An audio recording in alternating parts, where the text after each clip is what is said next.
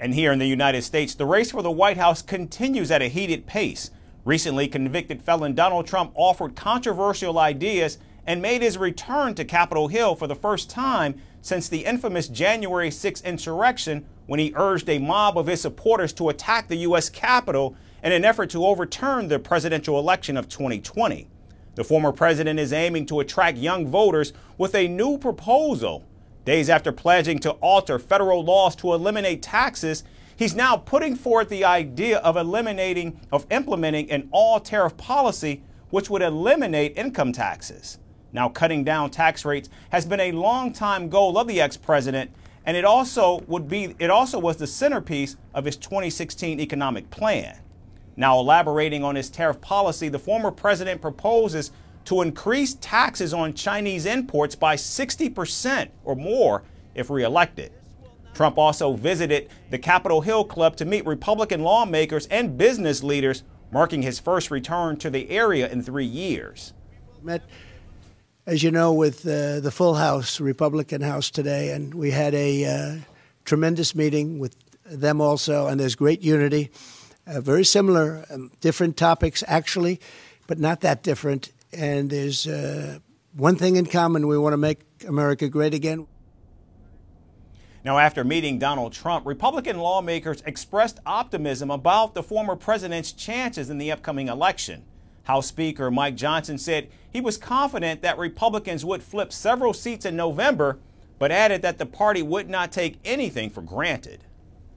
Extraordinary stable of candidates who are out there running great campaigns across the country. We will be working on a very aggressive agenda to fix all the great problems facing this country right now. We talked a little bit about that today with President Trump. We talked about how to grow this House majority and how he will help in doing so, and then how we'll help him as well. And this is a unified effort by the party. We're feeling good. Now, after the Capitol Hill meeting, Donald Trump and the Republicans were slammed by Democrats who called the visit a moral collapse. Meanwhile, the former president incited another controversy as he called the city of Milwaukee horrible.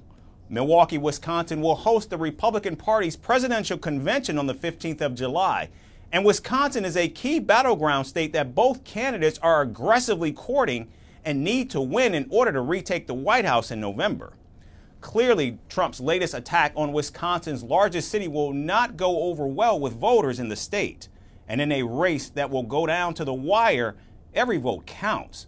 Moreover, with President Biden gaining in the polls since Trump's conviction, this latest criticism of a key battleground could create even more distance between the two rivals in the polls. From impeachments to inaugurations, if it's a political story, we are on the scene. The race for the White House is heating up. We're beating Biden. How dare he say that? If it's breaking news, we're live with the latest coverage. From the White House, the State Department, and Capitol Hill, we know the issues, but above all, we know the players to bring you the latest in-depth analysis on all the key stories that we're covering. I'm Eric Ham. Join me from Washington here on Firstpost America.